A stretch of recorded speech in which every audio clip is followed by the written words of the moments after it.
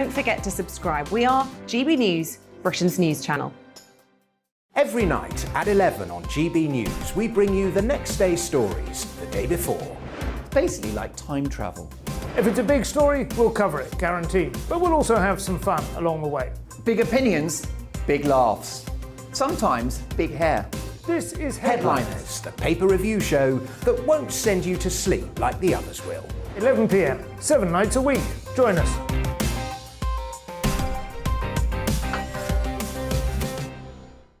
Hello there, I'm Eamon Holmes. And I'm Isabel Webster. And we hope you can join us for Breakfast with Eamon. And Isabel. You make me laugh out loud, belly laugh. Is that important first thing in the morning? Yeah, absolutely. And there's me trying to be deadly serious. News is a serious business. Yeah, I have to rein you in sometimes. Well, it doesn't stop us laughing at it. It doesn't stop us having an opinion on what's going on. Yeah. And it certainly will not stop us reflecting what you think. Weekdays from 6 to 9:30 on GB News. I'm Dan Wootton. Join me Monday to Thursday from 9 to 11 for the feistiest and most fun news debate on TV, where free speech reigns. I'll bring you a sharp take on the day's biggest stories, bombshell newsmaker interviews, and A-list guests. And I guarantee you, no spin, no bias, no censorship, and no reason to go to bed. That's Dan Wootton tonight, Monday to Thursdays from 9 on GB News.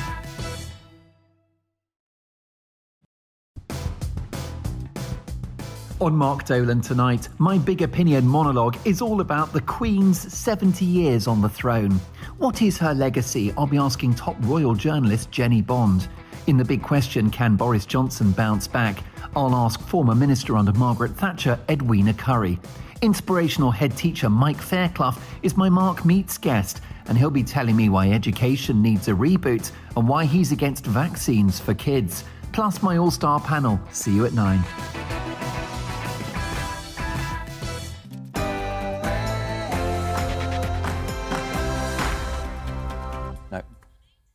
The Culture Secretary claims that the Tories might introduce laws to criminalise the likes of Jimmy Carr. Joe Rogan has over 100 episodes of his podcast removed from Spotify, and a comedian has a gig cancelled because she makes the audience feel unsafe. All this and more tonight on Free Speech Nation.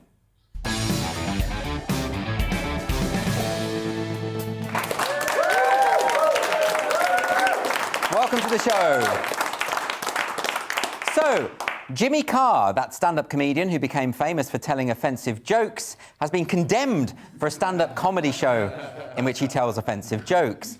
The show is on Netflix. It's called His Dark Material, so even if you didn't know who Carr was, you'd have a pretty good idea of what the show might be about. He even actually says at the start that it contains terrible things. It's not like he's tricked unsuspecting people into watching his show by pretending to be a Pam Ayres tribute act. Now there have been numerous calls to have him prosecuted for a particular joke relating to the mass murder of gypsies during the Holocaust. Many social media users directly tagged in the police. Paddy Doherty, the star of My Big Fat Gypsy Wedding, has called on police to investigate. And Culture Secretary Nadine Dorries has said that new laws put into place via the media bill could criminalise jokes of this kind that appear on streaming services such as Netflix. You'll have noticed when writing about Carr's show, many of his critics and news reporters have been putting the word joke in inverted commas, as though it's not really a joke, and that Carr is making a literal statement of his feelings on the subject of the Holocaust. Paddy Doherty explicitly said this wasn't a joke. Nadine Dorries said that what Jimmy Carr did is not comedy. Really?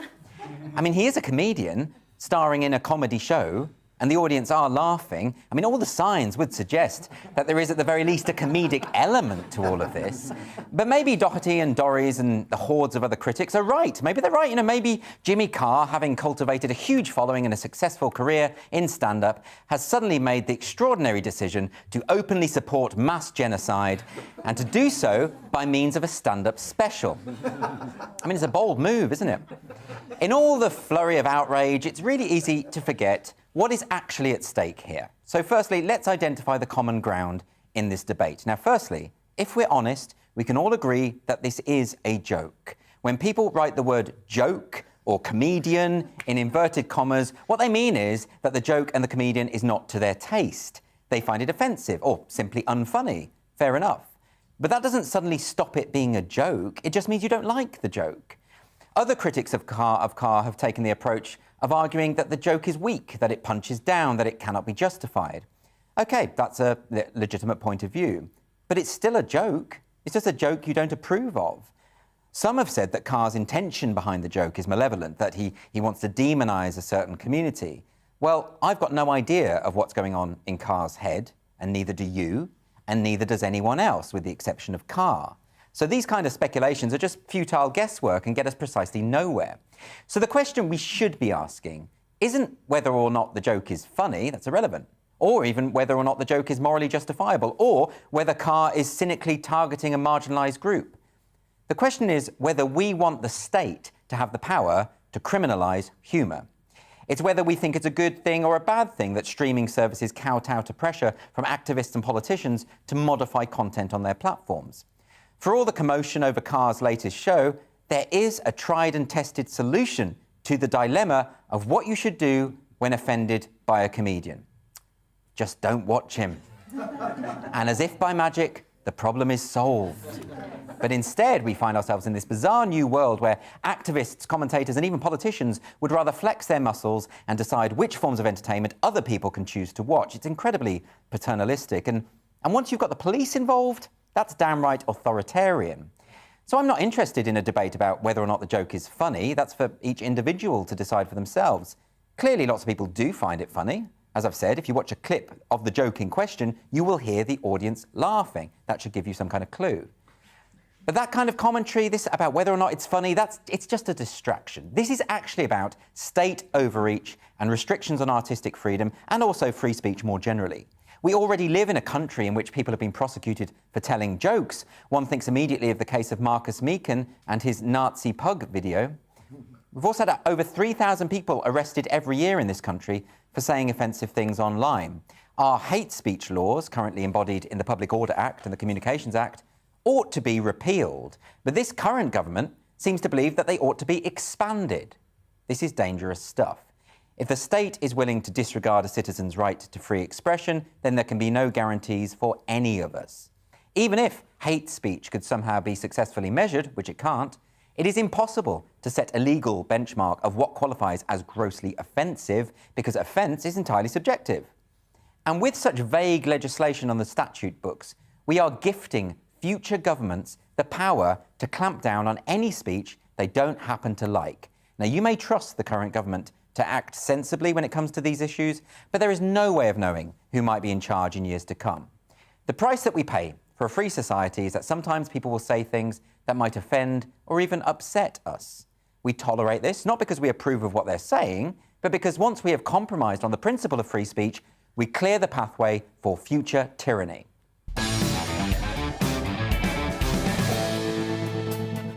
Joining me for the next 2 hours on GB News Live and on TV and digital radio are comedians Scott Capurro and Lewis Schaefer.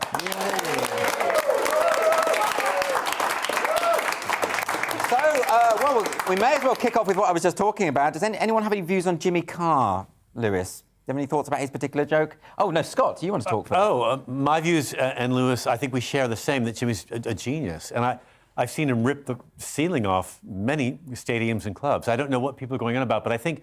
Did you watch the clip, though? I did, and I think Nadine has lost her sense of humour. I also think that this is just a distraction from what's going on in her own government. They're just using Carr to take away the focus. Well, she's been grilled quite a lot about Boris Johnson recently. I saw the grill. Yeah. And she was quite the grill, wasn't she it? was awkward. She was awkward in her response. Well, she said Boris Johnson never lies. Well, they asked... quite a bold statement. Which was a lie. And then they asked her, she talked to him recently, and she said, why are you asking? Well, you're in this cabinet. You're kind of in a position of power. Yeah. The press might ask you a question from time to time. She said, we've communicated, and they said, well, how's this mood? She said, why are you asking that? She's terrified, and I don't want a terrified, angry person alone in an attic room deciding what I can watch on TV and what I can't. No, definitely not. Also, I think, you're right. A comic has a very intimate relationship with their audience.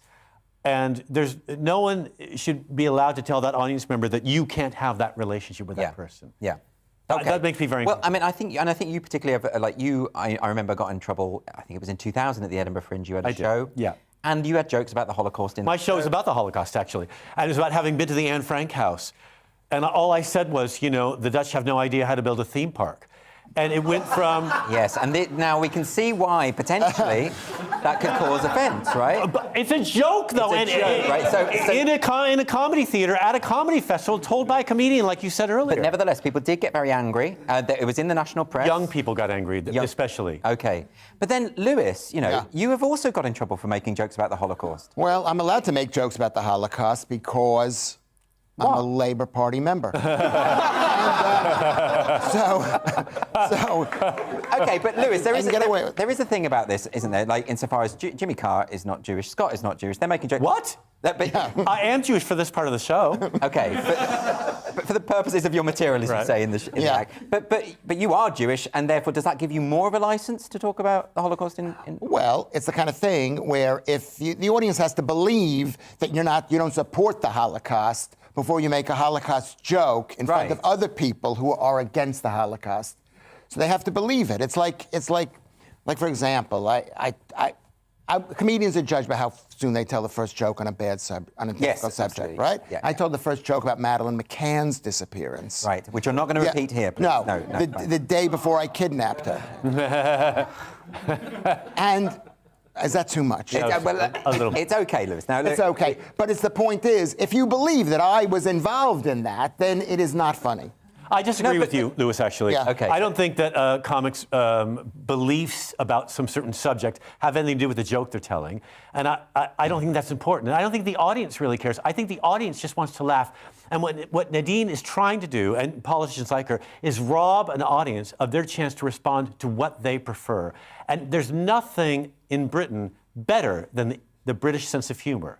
And to rob the country of that. OK, but let's come back. Can I just say no, you want to come back on that? Because you mentioned 2 points. You mentioned the Nadine Dorris thing. Yeah. Which is obviously, I agree with you totally. I don't agree that Jimmy Carr's a genius, but you know, he's a very good comic, incredibly hardworking. You know, whether he's a genius is something else. Anyway. That's a subjective thing. So we all agree you should not regulate jokes, but it's the motive of the person telling the joke. OK, but here's the thing, Lewis. You mentioned this thing about the Holocaust, and my default assumption when I meet anyone is that they think genocide is bad.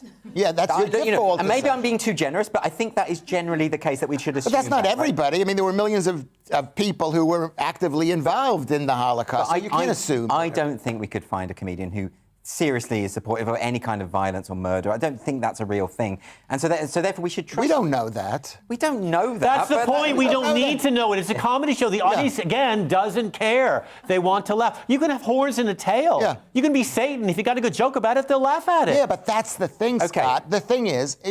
Yeah, but wait a minute. I have to press you on this a little bit because Nadine Dorris is in a position of extreme power. She's in the cabinet. This is someone who actually can change laws, make it hard for people like you to stand on stage and say the things you want to say. Does that not concern you ever so slightly? Totally. I'm with you 100%. Yeah. And the way you presented it was brilliant. And I think we all agree that this is totally wrong. And I agree with Scott. It's a joke. It's a joke. And I agree in this situation that it was a joke that he told it's basically what we would call a dead baby joke, where at the end of the day, if the punchline is, and I killed a dead baby or killed a baby or something. Yeah. You know, the way you tell it doesn't make it sound right. like it. I guess it's the way you sell it, Lewis, really. When you say it, it sounds more like a confession. And I think... Exactly. I was thinking, I believe him now.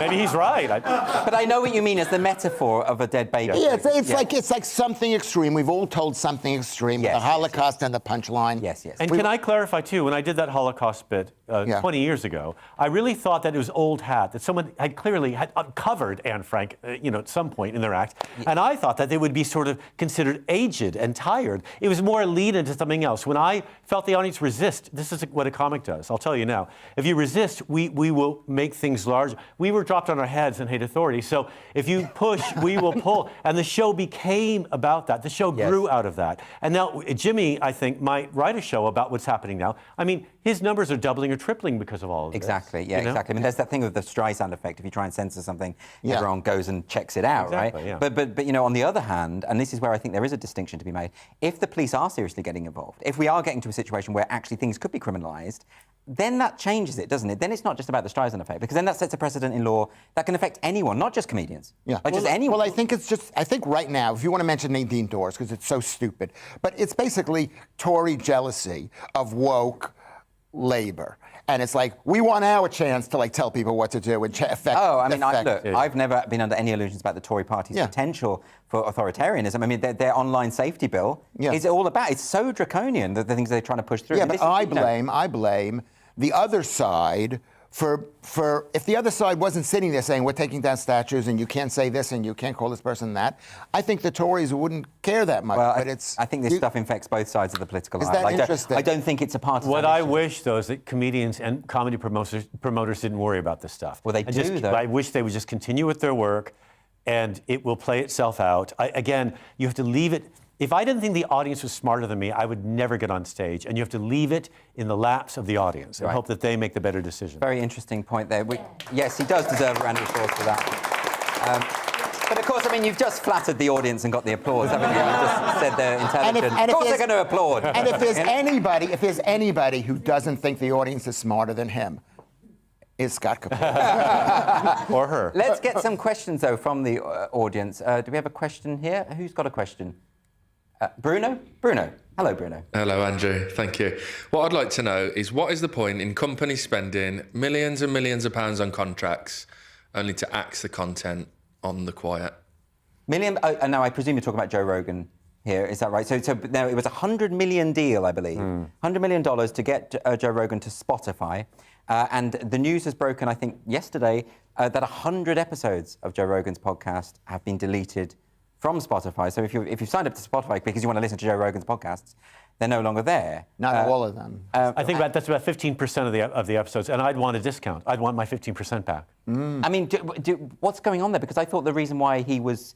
And because I'm so vain, I checked. My episode is still there, by the way. So you can still hear me on the Joe And you're Rogan so vain that you mentioned there is an episode as well, yeah. I mean, I had to get it out there. What's the point in having your own show? Of course. Right, but the thing about it is people did... They paid for him to go there precisely because he has a fan base who want to hear all of those episodes, right? Right. I didn't think Spotify saw this coming. I think when Neil Young pulled his material off Spotify, most people at Spotify, who were probably the average age of 25, said, Neil who? And then Joni Mitchell, oh, I've heard of her. And now it's becoming a thing, right? It's becoming a kind of a wave. And so they're reducing the right-wing element of the interviews in his But podcast. there are people like Gad Saad, who his episode's been taken off. He's not this rabid right-wing... And who's to determine what is right-wing and what isn't? I've had recently some media, identify me, because I've been on the show, as right-wing. And it's like... Because you're hanging out with me. Exactly. Yeah. I'm left of Lincoln, but who wants to hear from some tired, old, aging, wet gay from San Francisco go on about left-wing politics? What a bore. It's more interesting for me to find the opposite side and to fight the opposite battle. Again, it doesn't matter what my politics are, what my own choices are. That's not what the show's about. Well, I've heard you say things on stage that I know you don't believe politically. Of course. Because it's more fun. It is more fun for the audience too. And we don't need to believe that Joe Rogan believes that what his what his guests are saying is true. He presents a platform that's fabulous in the U.S. especially. Because in the U.S., so much of the argument is either black or white. OK, but here's an interesting thing about that. I want to come to you, Lewis, about this. Because I think one of the appeals of the Joe Rogan podcast is, I mean, if it's a long form, right? So you've got a good few hours with the person you're talking, and he asks difficult questions of politicians and various figures. He doesn't let people get away with stuff, by the way. If they say something, he will bring it up on screen to check, verify what they're doing. All the stuff that the media actually doesn't successfully do if the politician they're talking to has a particular slant. Yeah. So he's sort of filling a gap that has been left by the failings of the media, right? Well, first of all, let me just say this: Joe Rogan tried to get me fired at the at the comedy cellar. Yeah. I don't believe you, because you've said this about Dave Chappelle before. I think this is like your thing, that you just say that people... did Nadine Dorris try and get you? Yeah. She is now, obviously. Yeah, probably. Yeah, I could believe that one. She just refused to date me. But no... Is it because he asks tough questions? That's not the point. The point is that people have said they don't like him for whatever reason is. The left have said they don't like him. Well, let's be specific about it. They've said that he's spreading COVID misinformation. Which is the left. The left is predominantly in favor of COVID fear. The numbers are out, is that Democrats are like more than twice as likely to feel that COVID is a total threat Right. to people. So there's statistics yes, backing that up. And you could check that out. I made that up, but yeah, I'm pretty sure that I mean, it sounds intuitively right. Yeah. I would go with your intuition over any polling. They've made this decision. Yeah. The left is COVID, and the right is moving away from COVID. Is that right, Scott? Has this become a partisan issue now? Because you did know, you even saw it in the House of Commons, where you saw everyone on the Labour bench wearing masks, everyone on the Tory bench not. That's because the Labour Party is much less attractive than those on the Tory bench. The evil always look better. They do. I want to be good, but I won't look good while I'm being it. I mean, Boris Johnson in little paisley shorts jogging at 5 a.m., adorable. But Keir Starmer in the suit looks like a radiator with a jacket on. It's terrible. He looks so unhappy. It's always the way it is. The Nazis had better uniforms. It's just the way it just works out that way. They had Hugo Boss. They did have Hugo Boss. So let's move on to one final question. Tracy? Yes. Hello, Tracy. Hello. Is £1,300 too much to pay for pronoun badges? You can never pay too much for pronoun badges. Mine's currently being made at the moment by Rolex. I think, so the thing is, yeah, the British Library has effectively, they've got their staff now to wear badges which announce pronouns. No one asked for this. No one cares, because any time you ever use someone's pronouns is when they've left the room. And do the British Library staff think that everyone's just going to be whinging about them when they leave, or that they're so narcissistic that we're bound to talk of? No, there's people who work at a library. Right? I think if you have to wear a badge that denotes your pronoun, that you've got to get your look together. I mean, maybe that's a fair point, Lewis. You know, the thing is, in Korea, students peel off their names as badges and hand them to someone they want to go out with. That's how you know that person wants to date you. Is that right? Yeah, so if someone peels off their pronoun and gives it to you at the library, just know that you're meant to meet them in the toilets on the 3rd floor.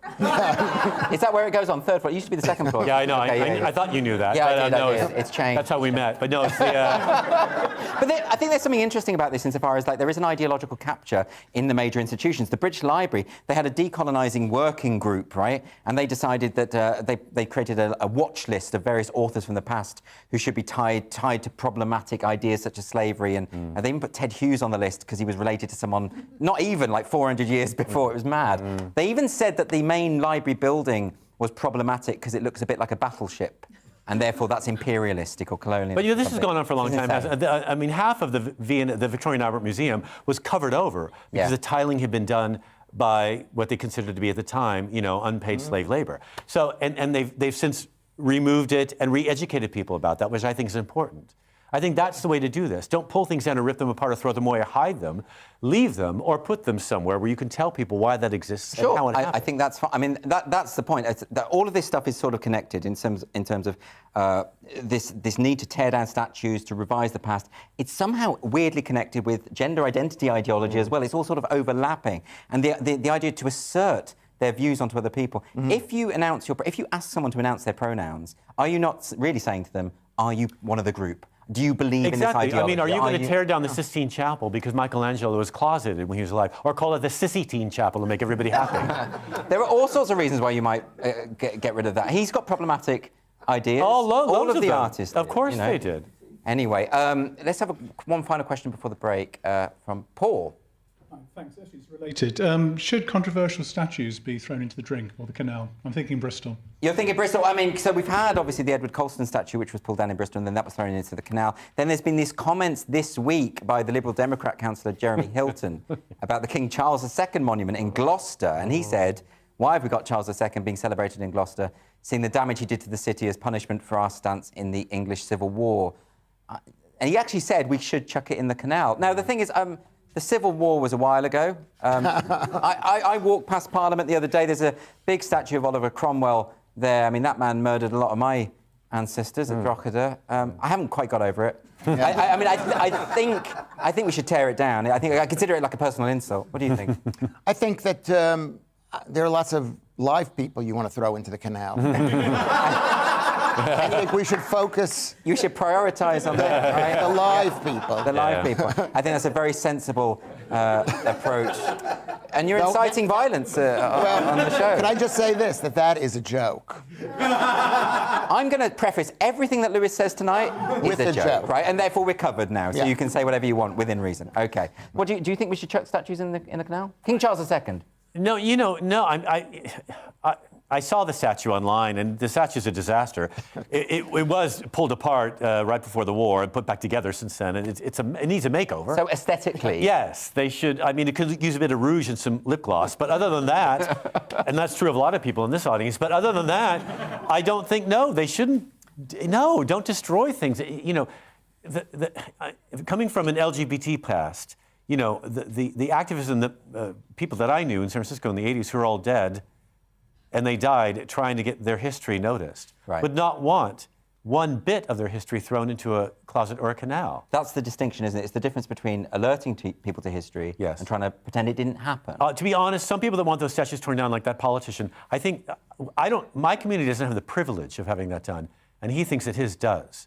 I think that he's coming from a slightly entitled background where he thinks we know this, and we need to get rid of it because we figured it out for ourselves. But a lot of people don't know it. To be fair, let's give him his due. He has given us the following. This is Jeremy Hilton, has given us the following statement. The comment I made at the committee was in jest. Ah, well, call Nadine! Call Nadine! My considered view is the statue of King Charles II is poor quality public art. Well, that I agree with. Well, that's Scott's point. Over the years, it has corroded and crumbled to the extent that the facial features are non-existent. It should remain in place, but the council should not spend a penny on it. OK, well, there we go. So maybe he was joking all along. It's a joke. But that said, there are plenty of activists out there who do want to tear down all of the statues. Yeah, not all of the statues. Remember, there are no Venn diagrams anymore. There are people who are mask wearers, who are woke people, who are, you know... everything, anti-Brexit. And then there are those people who aren't. There's no overlap in this debate. And that's exactly right, and I think that's the real But I think the one overlap you can't find, going back to the previous point you're making, is in a comedy room. And I think a comedy stage is the last place, maybe the last place in this culture that we can deal with these issues, where an audience who might disagree with one another can sit and laugh and enjoy the idea being expressed. And I think that, hopefully, like you said, trying to control or manipulate that is extremely dangerous right now. I hope Scott is right about that, but I'm not so sure if the police are getting involved now. That Venn diagram might be breaking down. Anyway, look, we've got loads more to talk about tonight. After the break on Free Speech Nation, we're going to be joined by author and journalist Joanna Williams to discuss Labour MP Rosie Duffield, who has accused current and former members of her own party of obsessive harassment. Join us in a minute.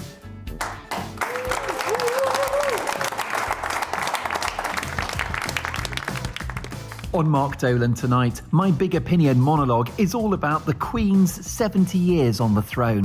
What is her legacy? I'll be asking top royal journalist Jenny Bond. In the big question, can Boris Johnson bounce back? I'll ask former minister under Margaret Thatcher, Edwina Currie. Inspirational head teacher Mike Fairclough is my Mark Meets guest, and he'll be telling me why education needs a reboot and why he's against vaccines for kids. Plus my all-star panel. See you at 9.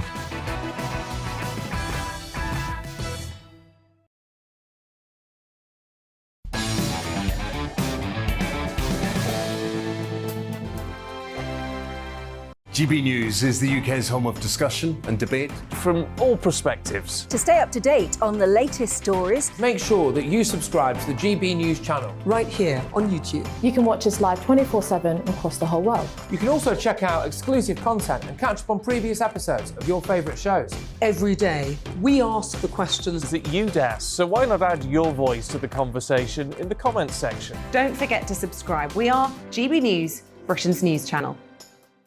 Every night at 11 on GB News, we bring you the next day's stories the day before. It's basically like time travel. If it's a big story, we'll cover it, guaranteed. But we'll also have some fun along the way. Big opinions, big laughs. Sometimes big hair. This is Headliners, the paper review show that won't send you to sleep like the others will. 11 p.m, 7 nights a week. Join us.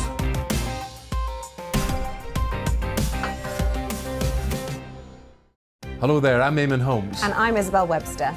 And we hope you can join us for Breakfast with Eamon and Isabel. You make me laugh out loud, belly laugh. Is that important first thing in the morning? Yeah, absolutely. And there's me trying to be deadly serious. News is a serious business. Yeah, I have to rein you in sometimes. Well, it doesn't stop us laughing at it. It doesn't stop us having an opinion on what's going on. Yeah. And it certainly will not stop us reflecting what you think. Weekdays from 6 to 9:30 on GB News. I'm Dan Wootton. Join me Monday to Thursday from 9 to 11 for the feistiest and most fun news debate on TV, where free speech reigns. I'll bring you a sharp take on the day's biggest stories, bombshell newsmaker interviews, and A-list guests. And I guarantee you, no spin, no bias, no censorship, and no reason to go to bed. That's Dan Wootton Tonight, Monday to Thursdays from 9 on GB News.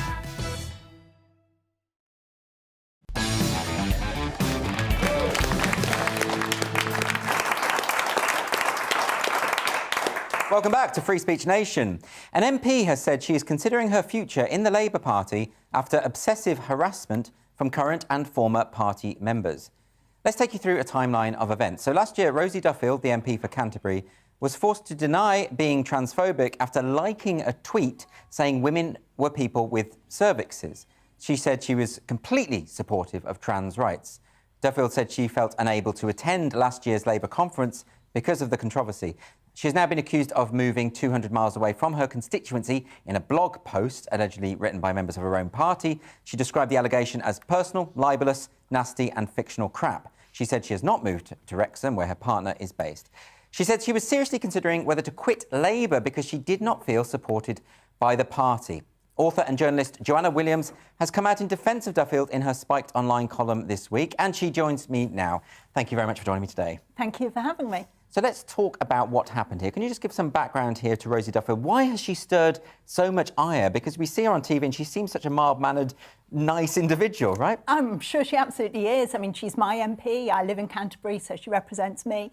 And I think what's really interesting about what's happened to Rosie is, for one thing, the speed with which it's happened. So she quite famously won the seat of Canterbury, being the first person to turn this seat that had been blue, it had been Conservative voting for over 100 years.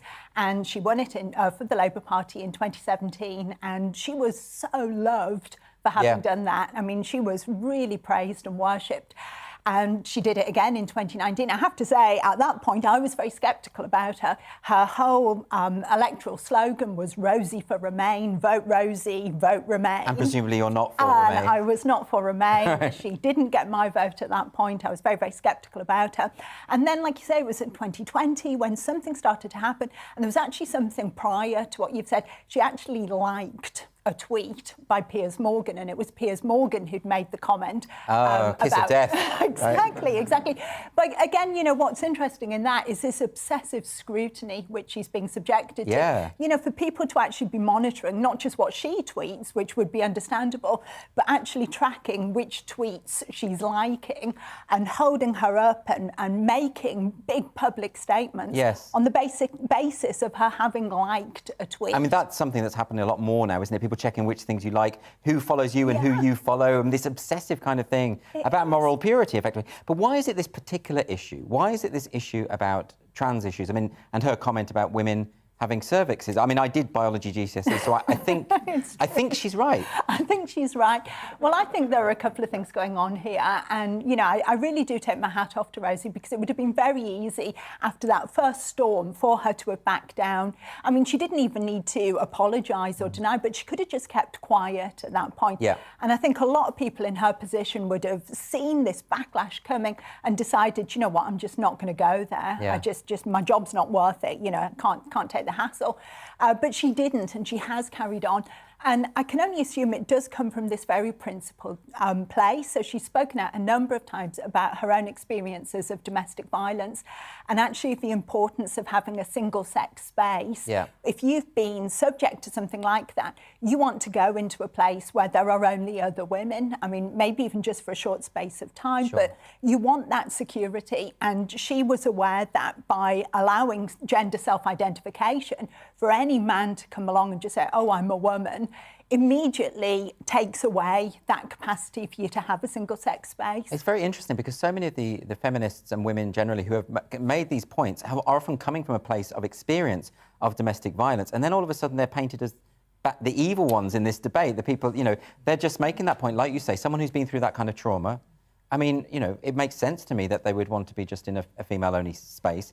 But, of course, if you buy into the idea that gender self-ID is all that is required to actually become the other sex, then the idea of single-sex spaces doesn't make sense, I suppose. Absolutely, but I think this is also why Rosie and people like her, J.K. Rowling, would be another example of a very mild-mannered, very left-wing, very progressive woman who comes in for all this flack. And I think it's because they're speaking from that experience, and I think it's also their refusal to back down and their refusal to compromise. I think so many of these progressive or woke kind of activists assume that if they just shout loudly enough, people will back down, people will apologise. Yeah. And in both J.K. Rowling and Rosie Duffield, they've met a woman who is ostensibly on their side, somebody who's very much on the left, like I say, the Rosie for Remain, she was one of them, and yet she hasn't apologised for what she said. She has refused to back down. And I think they can't cope with that. No, I mean, isn't that the case? Because most people do back down. Or, like you say, they don't get involved to begin with. Exactly. I mean, I've spoken to women in politics, and I'm thinking of someone in particular, actually, who's very famous, who said to me, she has similar views to Rosie Duffield, but she says, I'm just not going to say anything. Because she sees what happens to J.K. Rowling, to Rosie Duffield, two women who put their necks out, and particularly women more than men, I have to say. I think that's true, and I think often what it is that you're on the receiving end of, obviously it's the death threats that get all the headlines, but I think it's the real obsessive scrutiny that really grinds you down. And now I'm in no way comparing my experience at the university to J.K. Rowling's, but I think or to Rosie Duffield's. But certainly what happened to me was just that feeling of being held to a higher standard than everybody else. It's like if your views fit in with the kind of progressive majority, then that's absolutely fine, and it's almost like you get a pass then on what you're doing. But if you're going to argue something a little bit different, suddenly you find that the scrutiny that you're subjected to or the standards that you're expected to meet are just so much higher. I mean, impossibly higher, and nobody can live under that scrutiny. You know, where is Rosie today? What did she have for her lunch? Who's she meeting? You know, how much time has she spent in her constituency? What tweets is she liking? Exactly. You can't live your life like that. So I'm not surprised she's considering her position. Well, can I ask you about the Labour Party's response? Because it strikes me that in a lot of these cases, figures of authority are failing to protect their own. I mean, if I take the example of Anne Henderson in Scotland, I think she was Edinburgh University. She was the rector there for 3 years, and she was accused of similar things. She had a campaign of harassment that went on for over a year, and she went to the authorities at the university and said, look, can you support me in this? And they said that it wouldn't be worth it. You know, we should just, you know, but these are people sending threats of abuse. I mean, at some point, doesn't the Labour Party, in the case of Rosie Duffield, have to say, look, we might disagree on the issues, but abuse and threats and death threats and you not being able to come to the party conference, that's not OK, right? Absolutely, absolutely. And again, you've seen it, I mean, most famous example perhaps is Kathleen Stock's treatment at the University of Sussex. I mean, I think there's institutional cowardice here. Right. You know, I don't actually believe that everybody at the top of these institutions really hates Rosie Duffield, Kathleen Stock. I don't believe they completely disagree with them even to that much of an extent. But there's just cowardice. There's an awareness that if they speak out, even speaking out in defence of these individuals, they risk attracting all this flack upon the institution. And that cowardice, I think, that intellectual and moral cowardice is what erodes so much trust and faith, and it erodes everybody else's opportunity to speak out or potential to dare stick their heads above the parapet. So is the solution for these bodies and figures and institutions to just take a stand against the more aggressive activists? Well, I think somebody like Rosie Duffield and J.K. Rowling then become these fantastic role models for children, you know, and it's such a shame, I think, that J.K. Rowling House, for example, has been dropped from so many schools, because actually these women are showing that you can hold on to your principles, you can continue to speak out, and you know, the people might not like you, people might object, but you can keep your head together, you can do it, you can stand up to the bullies, and we need more people like them in the world. Excellent point, and thank you very much for joining me today, Joanna. So, after the break on Free Speech Nation, we're going to be discussing the silo effect with writer and lawyer Helen Dale. She'll be here to explain what that means. See you in a minute.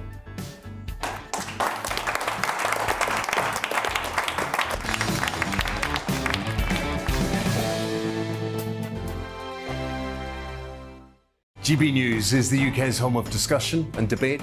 From all perspectives. To stay up to date on the latest stories, Make sure that you subscribe to the GB News channel. Right here on YouTube. You can watch us live 24/7 across the whole world. You can also check out exclusive content and catch up on previous episodes of your favourite shows.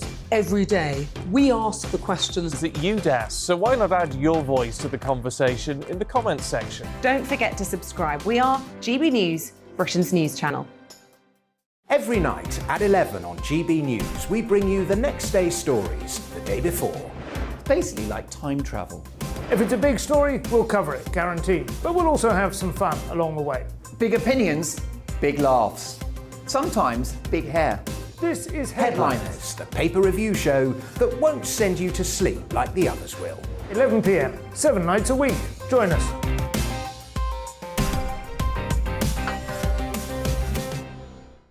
Hello there, I'm Eamon Holmes. And I'm Isabel Webster. And we hope you can join us for Breakfast with Eamon. And Isabel. You make me laugh out loud, belly laugh. Is that important first thing in the morning? Yeah, absolutely. And there's me trying to be deadly serious. News is a serious business. Yeah, I have to rein you in sometimes. Well, it doesn't stop us laughing at it. It doesn't stop us having an opinion on what's going on. Yeah. And it certainly will not stop us reflecting what you think. Weekdays from 6 to 9:30 on GB News. I'm Dan Wootton. Join me Monday to Thursday from 9 to 11 for the feistiest and most fun news debate on TV, where free speech reigns. I'll bring you a sharp take on the day's biggest stories, bombshell newsmaker interviews, and A-list guests. And I guarantee you, no spin, no bias, no censorship, and no reason to go to bed. That's Dan Wootton tonight, Monday to Thursdays from 9 on GB News.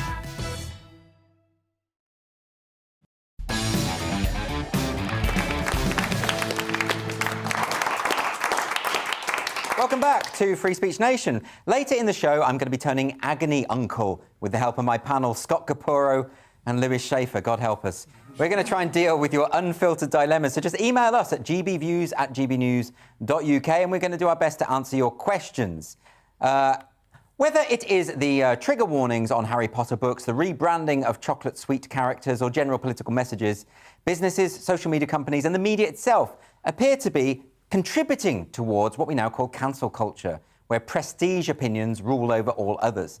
Now, this is something my next guest calls the silo effect. Helen Dale is a writer, lawyer and former political advisor, and she joins me now on Free Speech Nation. Helen, nice to see you. Good to see you. So I read an article, but actually it was a review of my book, so I should say that out loud straight away. I don't just invite people on who give me good reviews, by the way. But what I would say is you used this phrase that I thought was fascinating in relation to cancel culture, which I hadn't heard before, this concept of the silo effect. And I contacted you to say, where did you get it? And you've coined this phrase. Can you explain what, because I think this really helps to explain an element of cancel culture that people are grappling with. What do you mean by the silo effect?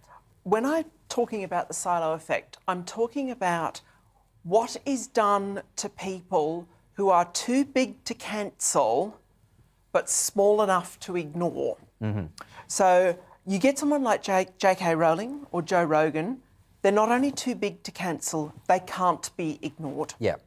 And if Rogan is chased from Spotify, he will just take his enormous audience to Rumble or Odyssey or one of the others, and that will be to Spotify's loss. Especially, I mean, I used to be a corporate lawyer. I have some idea of what kind of agreement they've likely reached. Yeah. And if Rogan goes, it will be very expensive for Spotify. That's all I'll say. Yes. J.K. Rowling, still selling everything. Yeah. Very, very small people can just be fired from their jobs. It's the end of their careers, which is why you don't get new rising comics to go to your industry trying to be the next Ricky Gervais or Frankie Boyle, because it's too edgy, too risky, in trouble. In the middle are people like you. You can't be cancelled. You've become successful as a result of your character Titania McGrath. My article that I wrote for an American magazine called Law and Liberty actually reviewed Andrew's latest book on free speech and why it matters. And the guts of what I say, and Andrew's retweeted it, but Law and Liberty isn't paywalled, so you can go and read it, is that the people who need to read your book, who most need to read it, won't. No, I'm aware of this. They just won't do it. And that is the silo effect. Because I've been put in a certain bracket. You've been put in a box. This is nothing to do...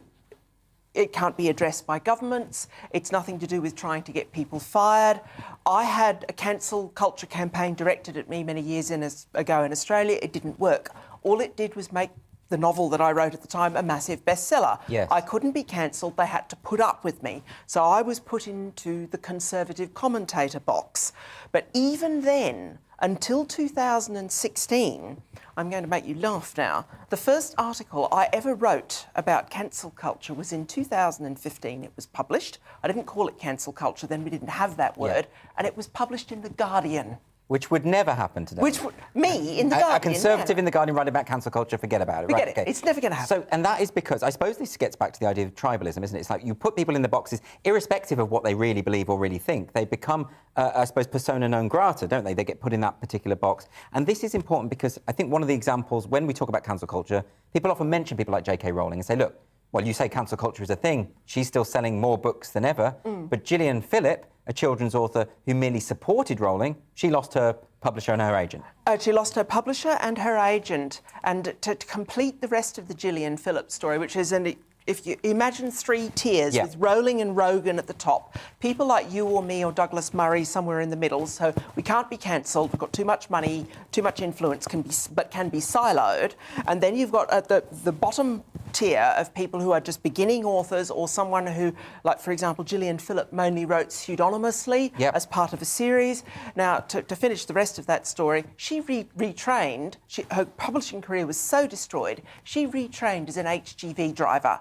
Yes. So if you see a big truck getting around the highways of Britain, it might have Gillian Phillip behind the wheel. But isn't that terrible when people say cancel culture's a myth? And you can point at this woman and say, she's literally she's driving a truck rather than writing books. Yes. Because people complained about her support of another author. One retweet. And that was all it was? Yeah, it was a retweet. So this is what baffles me about this. There are so many... I mean, that's just one example. I mean, I could list... In fact, in my book, I've got a footnote where I list lots and lots of examples. And yet continually we get this denial and they use the big names to deny that cancel culture exists. But like you say, there is that tier of people. Cancel culture, more often than not, affects people who don't have the resources to protect themselves, right? No, that's exactly right. And there your Brian Leaches and Gillian Phillips and I mean, it would have been Mayor Forstater would have gone down that path as well, but then that also engaged aspects of the legal profession, and lawyers are fairly good at defending themselves, or people with legal expertise are fairly good at defending themselves. And you notice the effectiveness of an organisation like, for example, the Free Speech Union or Fair Cop. There's another one, Sarah Phillimore and Harry Miller. He's an ex-copper, she's a barrister. So if you start picking on the legal profession, you know, they won't always win, but they'll make your life very difficult because they know how to make your life difficult. And that's one of the reasons why sometimes lawyers have a bad reputation, although here it can be a useful thing. But the siloing is this phenomenon of it's not from government, it's not from the state, it's just a very deliberate decision to close the blinds on the other side. It is worse on the left, but I'm starting to see it on the right as well. So it's sort of contagious. So is it, for instance, when commentators like Owen Jones at The Guardian call people like Julie Bindel, whatever, transphobic or imply that she's... whatever it is, yes. Whatever it is. They're basically effectively saying this person, they're siloing that person. They're saying this person is not worthy of our of discussion, that they shouldn't be involved in this. And then what happens, and Suzanne Moore has described this very well, she went from The Guardian, where one audience read her, to The Mail, where another audience read her. And she said, my neighbours, who'd always read me in The Guardian, it was as if I'd ceased to exist. And then the same thing happened in reverse when she went from, I think, The Mail to The Mirror. And these are tabloids. So she ceased to exist. You know, people, I haven't seen you in the paper for years. Are you still writing, Suzanne? You know, just people... Well, I think this is fascinating, and that's a really good way to describe it and to think about it, people being siloed rather than cancelled. I think it's a fascinating way to look at it. Thank you very much for joining me today, Helen Dale. Thank you. Coming up on Free Speech Nation, I'm going to bring you an exclusive preview of this week's podcast, which is coming back now for a second series, and the first episode is with acclaimed stand-up comedian Tommy Tiernan. We'll be back in a moment.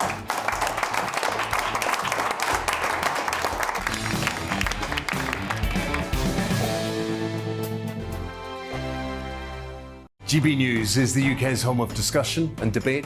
From all perspectives. To stay up to date on the latest stories, Make sure that you subscribe to the GB News channel. Right here on YouTube. You can watch us live 24/7 across the whole world. You can also check out exclusive content and catch up on previous episodes of your favourite shows.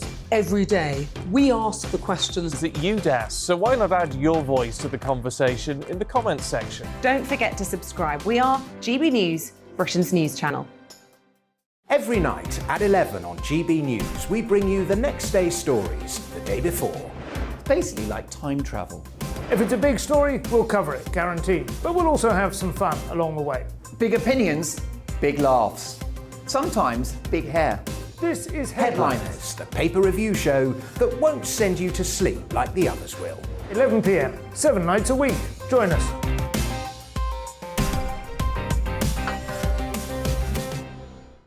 Hello there, I'm Eamon Holmes. And I'm Isabel Webster.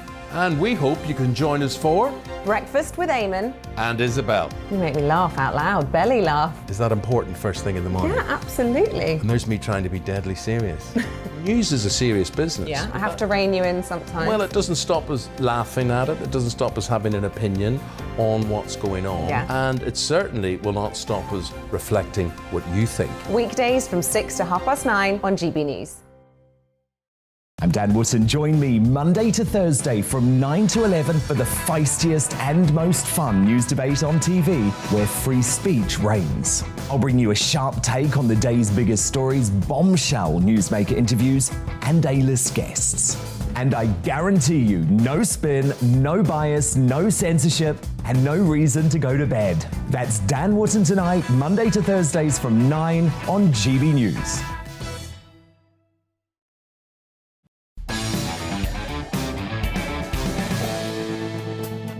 Welcome back to Free Speech Nation. On my upcoming podcast episode, I'm joined by acclaimed stand-up comedian Tommy Tiernan. You may have also seen him in the sitcom Derry Girls and his own RTE chat show, The Tommy Tiernan Show. He's about to start a tour of England on the 17th of March called Tomfoolery, having just completed an Irish leg of the tour. In our conversation, we spoke about the comedian's relationship with his or her audience and with social convention.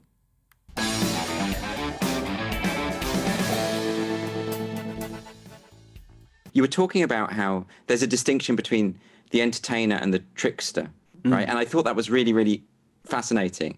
And it comes into what you're saying about play, about seeing the audience as kind of materials in this playpen you've got. And does that mean that whenever something occurs to you on stage, irrespective of how it might work out, it isn't a thought process of, will this generate laughter? You just sort of go with it first and foremost as an instinct. You follow the instinct first. Well, you trust the instinct, and you trust that if the idea arises in that particular environment, there's a reason for it, and you just trust it totally. But I think that the things about being an entertainer or a trickster, the most interesting thing to do is to always be beyond definition. So as soon as people, and again, an instinctual thing rather than a thought-out plan. But if someone said, "Oh, that guy he's I see what he's doing. He's inhabiting that trickster mode," which is one of not taking reality seriously. But it's more than that. It's of not taking a social convention seriously. Yeah. So a trickster will not just attack the powerful, but will also attack the weak, because the trickster sees both those things as momentary illusions. So therefore, a trickster will, be telling jokes about a high status person. It's easy to tell jokes about a president. It's easy to tell jokes about a prime minister. But can you also then tell a joke about the person in a wheelchair in the front row? So that's trickster energy. Yes. And as soon as that manifests, I think you also have to become an entertainer and then just try and charm everybody. But in a way that's not thought out. And I do think that I kind of feel as if ideally a comedian should have no family, be operating under a different name and be homeless, and possibly wear a mask as well on stage. And nothing to lose. Yeah, because you know, you do, for all the wonderful, chaotic kind of ocean-like energy that a trickster might have on stage, and all the wild things you might say, and all the characters that you give voice to, and all the opinions that come out of your mouth, even though you're aware while you're saying them, I'm not entirely sure if I fully believe this, but let's throw it out there and see what happens. The tide does go out again. And it's often on the drive home from the show, where you're on your own eating crisps, and you're kind of going, oh my Jesus, you know, I'm a wretched individual. I have, oh my God, you know, I hate myself to the, I'm going to stop here now and buy more crisps. That's how much I hate myself. I'm going to rub them all over my face. So I do think there is a price to be paid for that. Not that it's some great, you know, Robert Johnson meeting the devil at the crossroads and selling your soul for the ability to play the blues. Yeah. But you do pay the price for it. And I think anybody who speaks in public, there's a price to be paid for it, you know, because you're the pendulum swings back the other way, and you kind of go, because you're just an ordinary person as well. So there's a couple of things that immediately strike me about what you're saying, which I think is fascinating. So firstly, you talk about how the trickster has no regard for any social convention at all, whether that be people in positions of power or what. Well, I mean, now that the social convention has developed to such a point that, say, homophobia, racism, disablism, these are now, you know, you make yourself a pariah by expressing any views that fall into that line. Yeah, that in itself is now a social convention, and the trickster would probably push back about that. Oh, totally. But I think the audience will not be offended because the trickster is moving within the spirit of the room.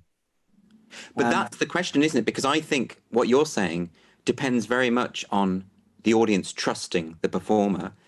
And one thing that I am concerned about, and I've seen evidence of, is a depletion of trust from comedy audiences generally, insofar as they hear someone mention race, for instance, and their mind clicks to, this is a bigot about to espouse bigotry on stage. And in that environment, how can they go with you? You know what I mean? I think because you're running faster than they are, and because they're laughing before they fully realize what you've said. Because, and they trust you and you trust them, and it's a good place to be. And it is essentially the release of tension rather than anything. If it's genuinely hate-filled, then the audience will sense that and back away from it. But if there's the spirit of play, and play isn't always about trying to prove a point. Like there is one, I do lots of accents in this show. Because I kind of made a conscious decision that I had a look at the kind of the show, and I says, okay, what's exciting to me here? And to me it was, okay, let's take all the different characters from all the different stories and just push them a little bit and see if we can get a bit more out of them. So there's Irish accents, and there's Indian accents, and African accents, and you know, rural Irish accents, American. There's all type of stuff in it. And one of the lines that I come up with is I do an Indian accent, and then I say, you know, a little bit of racism is good. And then I go, not a whole lot, just enough to enjoy the Eurovision. So when people hear the first line, they go, what? Yes. But then the recognition of, actually, do you know, I do love laughing at the Norwegians. But it's about being, there has to be kindness in what you do, and there has to be, sure, you can be reckless, but it really is about the spirit of the performer. And do you think that's something that is just readily detectable? I mean, you obviously are very famous, and you have a following of people who already know what kind of temperament you have. So they're going to come along knowing that you're not coming from a bad place already. So that's a big advantage than, say, a new act. I'm not sure. I'm not sure, because I remember doing a show in, it was in Houston, in Texas. Yeah. And I walked out and I said, oh, you people are so fat. And they were really fat. And then they really started laughing. Yeah. So there's something about, there's a kind of an, you're almost like a kind of an amateur. Yes. You kind of have amateur Tourette's. You know, it's kind of like you're saying the thing that, they knew I wasn't being mean. Do you know what I mean? But that can backfire, can't it? I mean, when Jerry Sadowitz went on stage in Canada and said, "Hello, Moose," someone punched him. Yeah, but you'd have to really talk to his particular spirit guide to understand what was going on with Jerry at the time. But again, see, once you mention somebody specific, then you have to kind of do a bit of drilling, and it's drilling from a distance because you're not inhabiting that particular skull. Yeah. But I've seen Jerry do shows that have that edge, but somehow that's why you're there. Oh yeah, of course. It's why you're there, because you kind of and he wears the top hat, and he doesn't doing the close up magic. You know, and maybe that particular room at that particular festival in Canada, that's a big corporate space. Right. Okay. You know, that's like their version of the Live at the Palladium. You know. Yeah. So if Reginald D. Hunter went out on Live at the Palladium or the Royal Variety Show and said something that that he normally says in a comedy club, and people took objection to it, you could see that maybe Yes. So it's about the context of. But again, without thinking about it too much. Yeah. No, I understand. We didn't get into stand-up to think. No.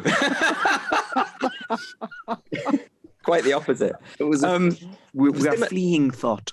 One thing I do, I mean, just now we're talking about Jerry Sadowitz. I remember seeing him in Edinburgh once, and he came on and there were 3 or 4 disabled people in wheelchairs at the front. He immediately went for them. Not in a mean, but acknowledged it, well, in a mean way, I suppose, because everything that Jerry Sadowitz persona on stage says is mean in a way, right?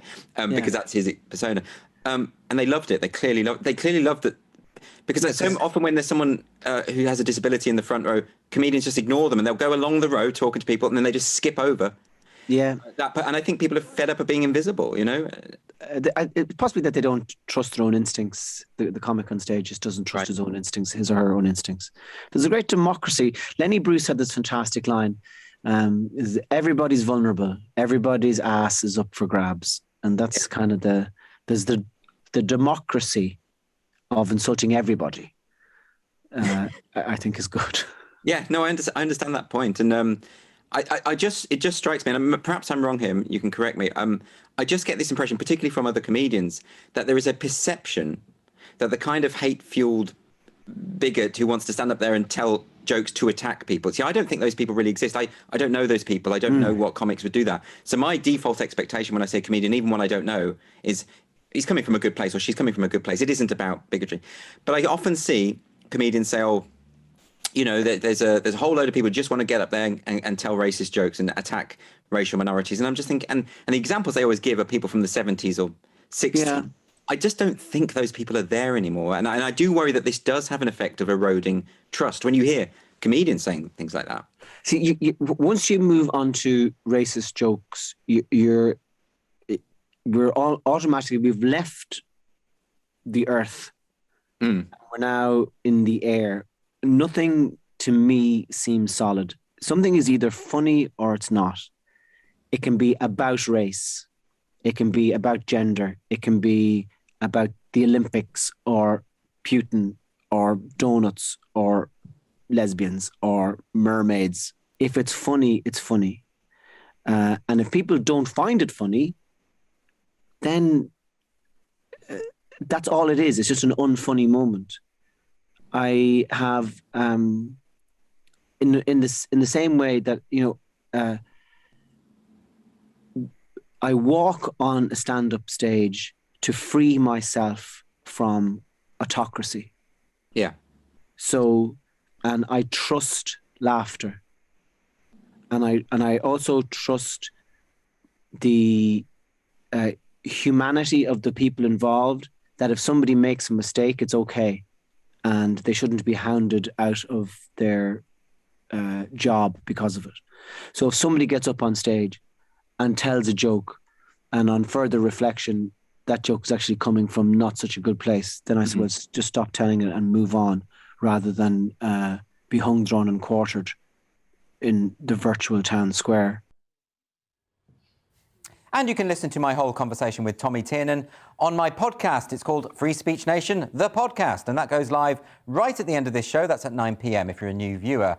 It's just after 8 o'clock. More still to come on Free Speech Nation with me, Andrew Doyle.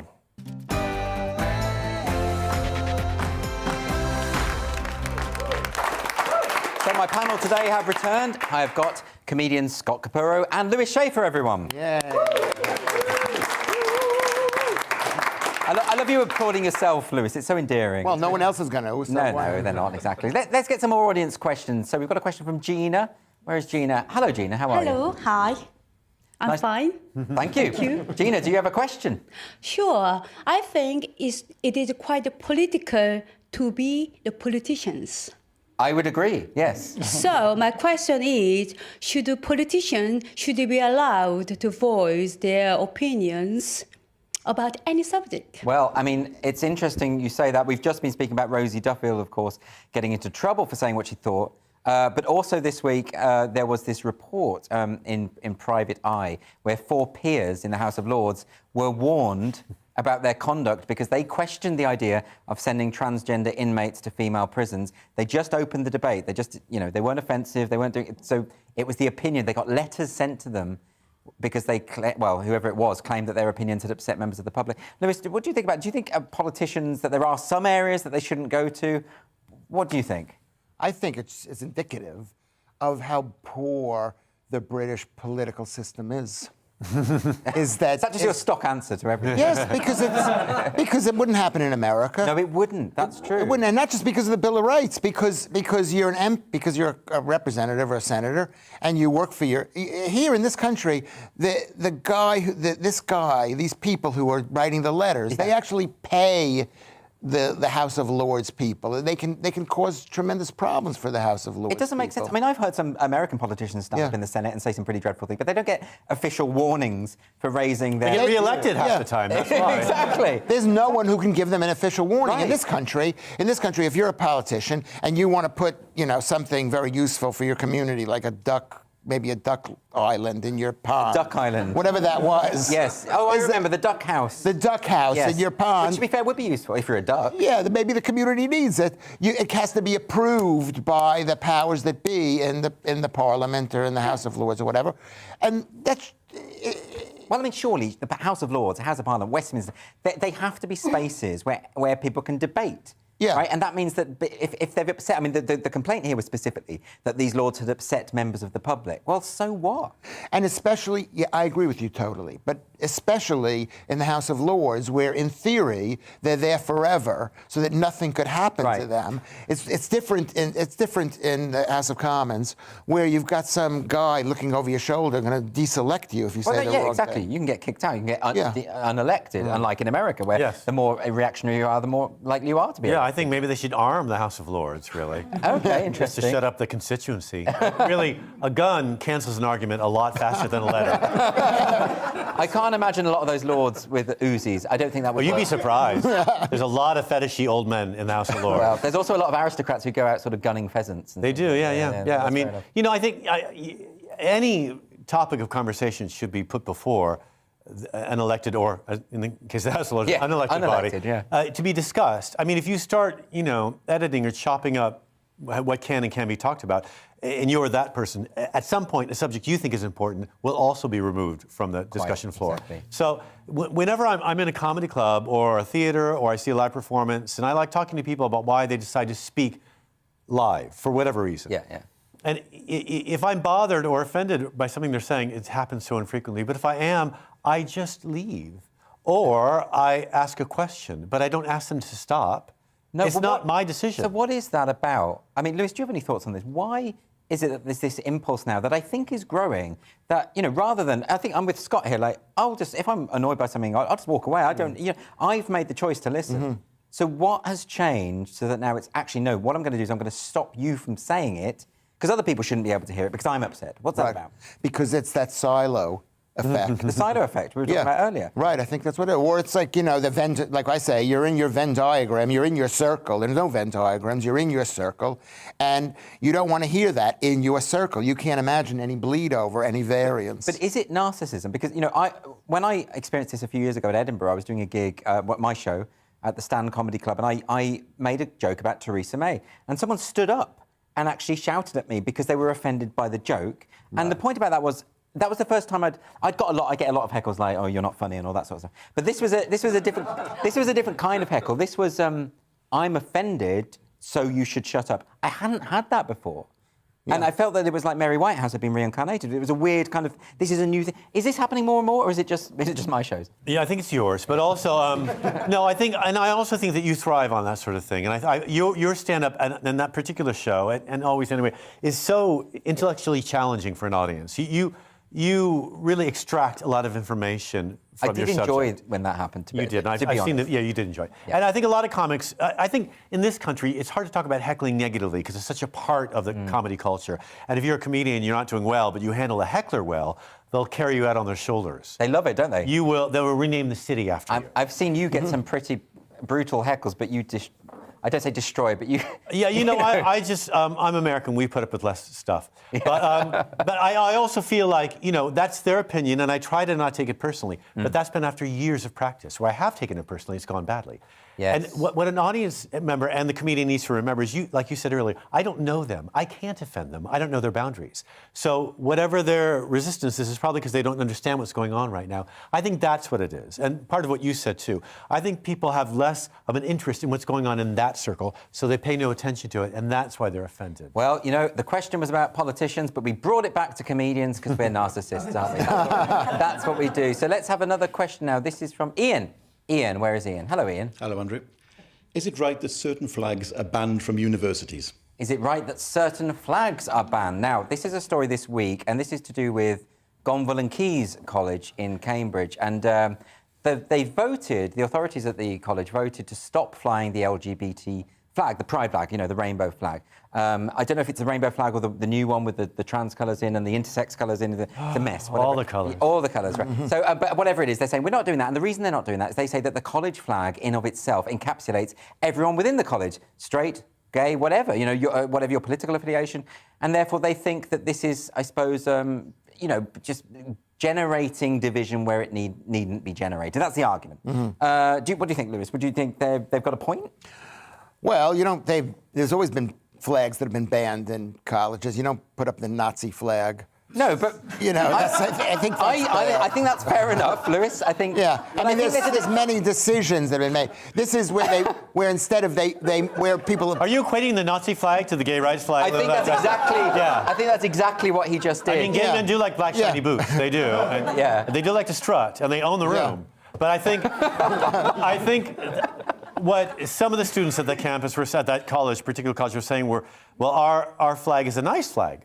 So as opposed to some of the flags you don't want to run. It's ugly. I mean, it represents a community in a friendly, inviting way, as opposed to the Nazi flag, which seems to point in different directions. So I guess what the university was kind of trying to say was, like you said, we don't want to break up what should be just a community by separating with identity politics. Yeah, you see, I don't know now, because I've got to the point where now when I see that flag, because I used to, you know, when I was young, I used to see it and I think I felt a sense of relief, you know, that, there's... You run toward it. Run toward it, exactly, you know. But now I feel like, it has a rebarbative effect. I sort of think, so they're going to be all intolerant and tribal, and, you know, I do feel a bit like that now. Well, I think it's what makes this story a story is that they've taken down the gay pride flag, which goes against the trend of what's going up. So that's why it's made if they put up the gay pride flag, which they have all over the world, and like U.S. embassies have the gay pride. But then they might have to run the Proud Boys flag. And running that flag, you know, as erotic as it is, as it's meant to be. Sorry, I didn't mean that. Because it has no effect on me. But I mean, Proud Boys. It sounds gay. Yeah, it does. There's a UK version of it too. We're very excited about what Boris said in the Parliament last Monday. Yes. Okay. They say, see, there's proof that no one goes after pedophiles. That's what they said. Okay, well, let's not get into that. shall Well, we? that's what Boris might have been trying to do, I think. I think the thing about this issue is, like, so nowadays, when I see the pride flag, when I see it on Twitter, by the way, I'm alerted that I'm likely about to get abuse, right? So a lot of the people who send abuse and stuff, they have these signals of virtue in their Twitter bios. They have the gay flag, or they have the pronouns in the bio, or they have be kind as a hashtag, and you know they're going to be abusive and vitriolic.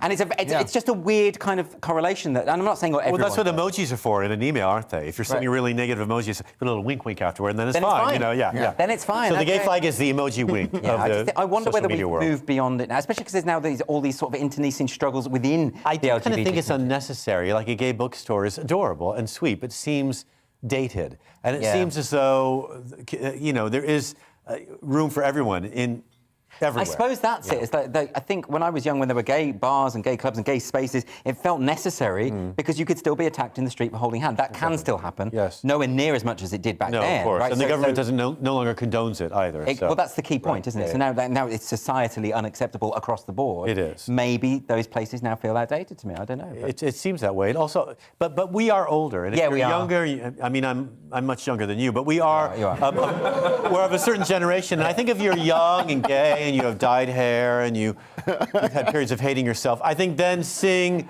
a flag when you're on the road is a relief. Makes sense. But I think at the same time, it's gone. I don't think it must not be necessary. No.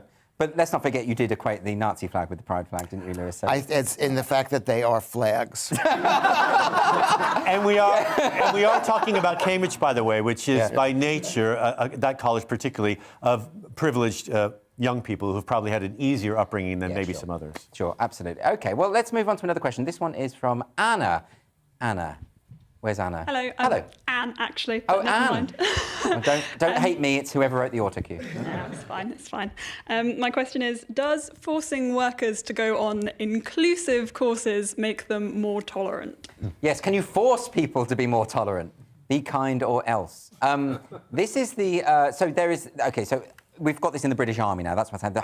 Hundreds of thousands of British troops will have to go on a day reflecting on inclusivity after military bosses claimed a tactical pause will make the army more productive fighting force. This is an interesting manoeuvre, isn't it, Lewis? I mean, the idea that... are the soldiers going to sit there and just reflect and think about diversity? Well, isn't the military all about sort of uniformity? It is. It is. It's about shaving your head and everybody looks the same and they call everybody or whatever they call Yeah, they them. do. You're absolutely right. Yeah. So how is that inclusive of... Well, it's just one more way that they can just basically bother the hell out of their soldiers. But also, isn't soldering generally, I admit I've got limited experience of it, but isn't it about being a brutal killing machine? I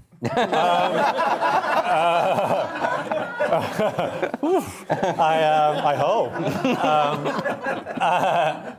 No, of course it is. And like you said, it is about, there being one and not individuals. Yeah. But I also think that this is just trying to, cater to what they think is an audience. I don't want the army to be soft and cuddly. Well, you know what? It's the same thing as the flag. It's like just... And the day, I was thinking about this today, basically, they've lost. I mean, Who do you mean by they? They is anybody who thinks that you got to put up a flag on every building, whatever flag, to tell that you as the military have to have inclusiveness training. So you're talking about people who brand themselves as progressives. I'm going to say the left is lost. But the left has lost. That's quite a statement. Yeah. Okay. I mean, it hasn't happened now. There's going to be a war. We're all going to die. But after that, after the war, there will be I mean, I didn't think this last week. But I think it now. I think that this You're quite capricious. You do. Well, it's just at some point, sides switch. But it's interesting because people are looking at these kind of stories and they're getting a bit fatigued and jaded. They're thinking, oh, again, really? Now the army are going to go off and hug each other and do yoga? Yeah. You're going to be out of business. That's the problem. Isn't this also a reaction to some of the stories that have come out of the military where certain soldiers have been abused and manipulated and harassed? But handle that. You can handle that without everyone going off and chanting Kumbaya. You can. I think you can feed them a little less red meat. Maybe. I don't know. Although that's why, the Tories are winning because they eat more red meat and they hate everyone. It's a win-win for them. But I do feel like where the military is concerned, it's such an unusual makeup of people and rules that we never really understand what goes on in the military. It's like a separate planet, or it's like a room full of Geminis. Like, what do they actually think or feeling? And it's like being in prison, actually. And there are a set of rules in there that we'll never comprehend. No, we shouldn't pretend. I don't think we're meant to, are we? We're not meant to. It is its own world. Let them run through the desert shirtless. Thank you for that fantasy, Scott. You know what that's all about. OK, after the break on Free Speech Nation, musician Winston Marshall joins me next to discuss whether artists should boycott Spotify amid the Joe Rogan controversy. See you then.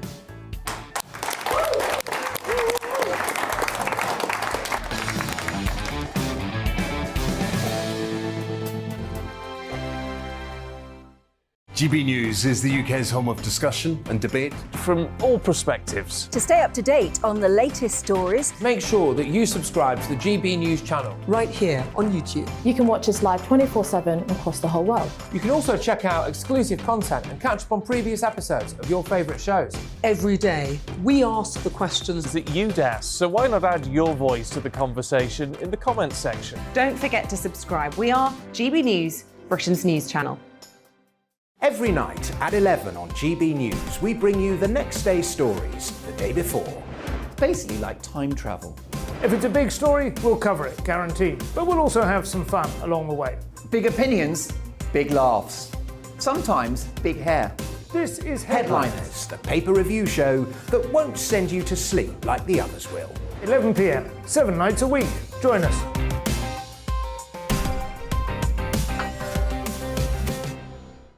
Hello there, I'm Eamon Holmes. And I'm Isabel Webster. And we hope you can join us for Breakfast with Eamon and Isabel. You make me laugh out loud, belly laugh. Is that important first thing in the morning? Yeah, absolutely. And there's me trying to be deadly serious. News is a serious business. Yeah, I have to rein you in sometimes. Well, it doesn't stop us laughing at it. It doesn't stop us having an opinion on what's going on. Yeah. And it certainly will not stop us reflecting what you think. Weekdays from 6 to 9:30 on GB News. I'm Dan Wootton. Join me Monday to Thursday from 9 to 11 for the feistiest and most fun news debate on TV, where free speech reigns. I'll bring you a sharp take on the day's biggest stories, bombshell newsmaker interviews, and A-list guests.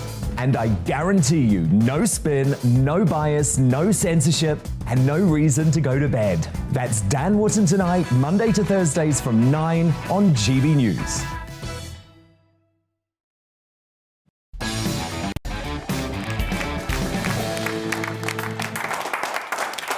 Welcome back to Free Speech Nation. The US podcast host Joe Rogan has issued an apology over his past use of racial language on his popular show, and this follows an ongoing saga regarding his podcast, The Joe Rogan Experience, which has been running for over a decade. Several artists have recently quit Spotify in protest at what they allege is Rogan's role in spreading coronavirus misinformation. Spotify is thought to have paid more than $100 million for exclusive rights to the podcast in 2020. But this whole saga does raise a number of issues relating to artistic freedom and whether artists are self-censoring now. So joining me to discuss this is the musician Winston Marshall, everyone.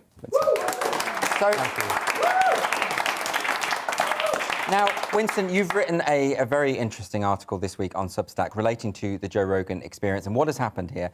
And you're raising a number of issues about the way in which artists are behaving in the current climate. Do you want to just give us a précis of what you were arguing there? Absolutely. So all communities are prone to some degree of homogeneity. I think that's a given. Yeah. And that's forgivable. It's what Orwell called groupthink. But though it might be forgivable, it's not good. Mm-hmm. So in the creative industries, on various topics, usually divisive topics, soon enough, an orthodox stance is taken. So, for example, on Brexit, even though the country was pretty evenly split, the music industry, British music industry, was almost entirely in favour of the EU. Yes. And there was an open letter in 2018 signed by pretty much everyone, sort of condemning it and wanting to turn it round. And the few artists on that particular topic who were against the EU, I think it was Sir Ringo Starr, Roger Daltrey, to name but a couple, were notable because they were much older and basically had the resources that they could say what they wanted. Yeah, they didn't care, exactly. Whereas I suspect younger artists on a topic like that should probably keep stum in case they were to face backlash. I mean, I definitely felt that. I mean, in the comedy world, I think there were maximum of 5 comedians who were openly pro-Brexit. I was one of those, and so I definitely felt that at that time. But within the arts generally, I think there was a survey, it was something like 97% of artists, and that can't be true, right? That's the first thing to say. That can't be real. Well, it might be true. It might be that... Do you think? That, again, I do think that, I mean, this is what Tocqueville talked about in The Tyranny of the Majority. I do think it's probable if a lot of artists, they have this similar personality traits, it is possible that they land on the similar spot on various issues. Again, even if that's the case, doesn't mean it's good. Now, when you came out on Brexit within the comedy world, did you have pushback on that? Yeah, huge. Yeah. And what were the repercussions? What's an example? Lost an awful lot of friends. Were there any professional? Yeah, absolutely. And there are certain places that wouldn't book me from there on in and that kind of thing. But I'm not trying to pretend I'm a victim. But your business took a hit. Yes, so but that's why I'm raising scepticism about the idea that the stats are right, because I think lots of people knew that if they were open about their opinion on that, but it's not just that, it's just about politics generally. You have people who are sort of in the closet about various opinions because of what they might fear might happen to them. Well, look what's happening, or what happened with Joe Rogan last week is he's a chat show host, but he's also a comedian, so you can say he's an artist. Yeah. You had a bunch of these musicians and various artists boycotting Spotify, which is legitimate. To boycott is an exercise of their freedom of association, freedom of speech. So that's absolutely legitimate. But what's curious about it, and this is the crux, is that they said, take him down or we will leave. Right. They wouldn't just say we're leaving, it's say take him down or we will leave. So they want his speech silenced. That's the distinction, isn't it? That's the distinction. Because when people criticise Joni Mitchell, say, or Neil Young, the standard rebuttal was, well, but if you care about freedom of speech, they should be able to say what they want. And they should. But the distinction is that they're calling for someone else's silence. Exactly. And that's quite an important distinction, isn't it? It's a big distinction. And if someone, the size of Rogan, and he's absolutely huge. Yeah. I mean, his listenership and viewing numbers are 10 times that of the mainstream media and the competitors on CNN, etc. If someone of that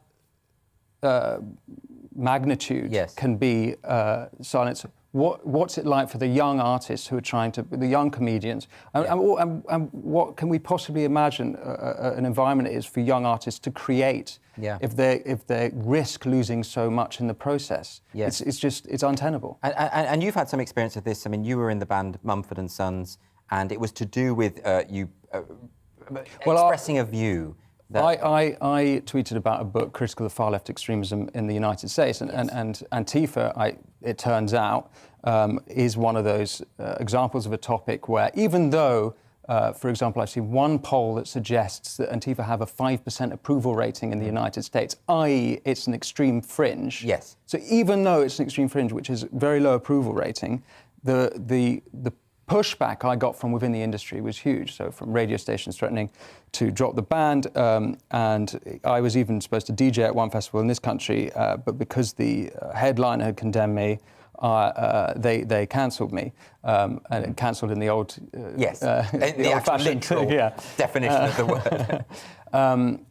So that's Antifa and far left extremism is one of those sort of hot button issues that apparently within the industry does have a sort of... But that's the point, isn't it? That if there are a sort of set of rules of the opinions that you can have within a creative industry, then, as you say, it must cause people to be... Because artists, by their nature, think outside the box, right? They have to. And yet, all of these things that we're describing seem very much in line with establishment thought, don't they? I mean, Brexit's a good example because it was the Tory government that were pushing for it. Yeah, and after Neil Young and the other artists... And Joni Mitchell. And Joni Mitchell, Crosby, Stills and Nash, and in this side of the pond, Stuart Lee, after they made their stand against the Joe Rogan Experience, the White House then followed suit and sort of agreed and said...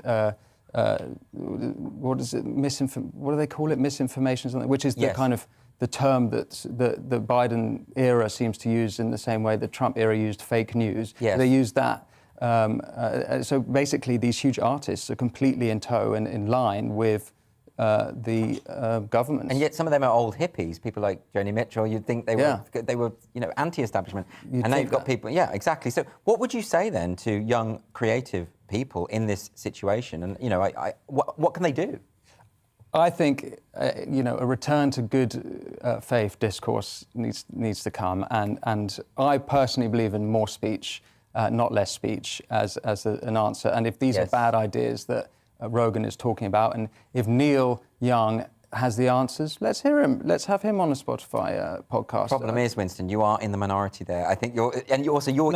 Well, I'm hopeful, and I.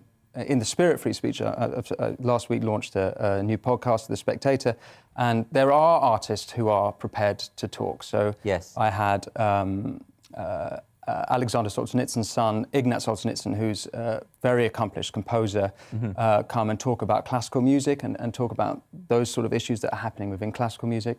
Tomorrow, I have an interview with David Baddiel that comes out, and he talks about anti-Semitism, which is, I really think, is one of those hot-button issues, particularly when it comes to the Israel-Palestine conflict, which now Israel-Palestine artists on whole tend to take a position which is quite different from the establishment, actually. So it's more pro-Palestine, and there's not as much of a pro-Israel group amongst musicians. I think Gene Simmons of Kiss is a prominent name, but generally speaking... I remember Radiohead getting in trouble for wanting to perform in Israel and that kind of thing. I believe that's right, anyway. So it's very much, again, it seems like irrespective of the topic, an orthodoxy tends to emerge within the creative industry. Exactly.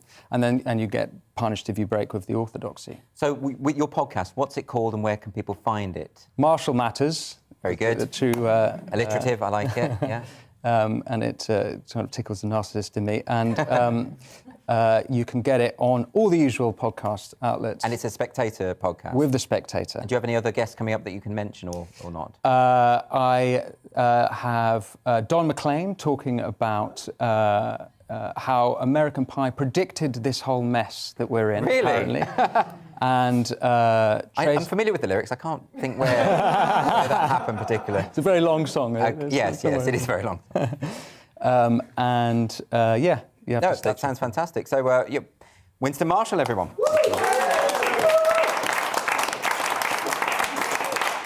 And also, I would recommend checking out Winston's latest article on Substack. I think it's on Barry Weiss's Substack, related to this whole issue. It's brilliantly written. Still to come on Free Speech Nation, we'll be joined by comedian Mary Burke, and we'll be taking a look at some of the stories that have created a storm on social media. Plus, I'm going to be giving my verdict on your unfiltered dilemmas with the help of my beautiful panel. See you in a minute.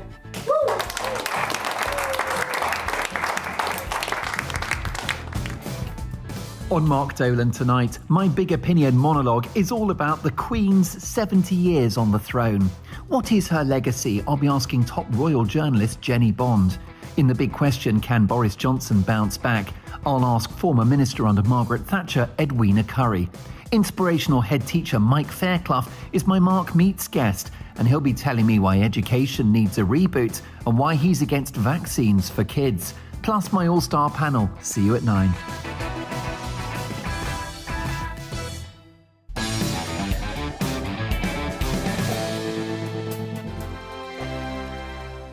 GB News is the UK's home of discussion and debate from all perspectives. To stay up to date on the latest stories, make sure that you subscribe to the GB News channel right here on YouTube. You can watch us live 24/7 across the whole world. You can also check out exclusive content and catch up on previous episodes of your favourite shows. Every day, we ask the questions that you'd ask, so why not add your voice to the conversation in the comments section? Don't forget to subscribe. We are GB News, Britain's news channel. Every night at 11 on GB News, we bring you the next day's stories the day before. Basically like time travel. If it's a big story, we'll cover it, guaranteed. But we'll also have some fun along the way. Big opinions, big laughs. Sometimes big hair. This is Headliners, the paper review show that won't send you to sleep like the others will. 11 p.m, 7 nights a week. Join us.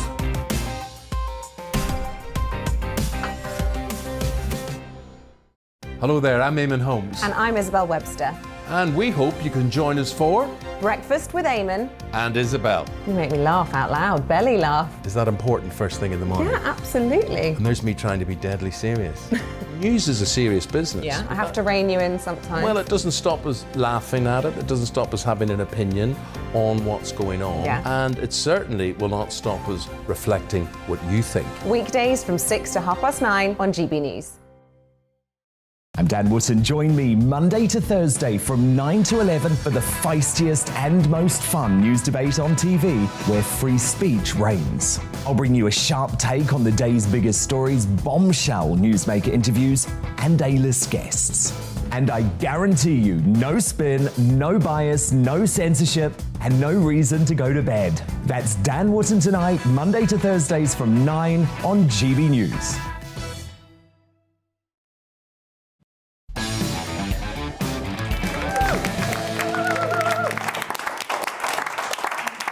Welcome back to Free Speech Nation. My next guest, comedian Mary Burke, was not supposed to be here tonight. She was meant to be performing at a comedy club, but it's been cancelled, or at least her appearance has been cancelled, because audience members complained that her material might make them feel unsafe.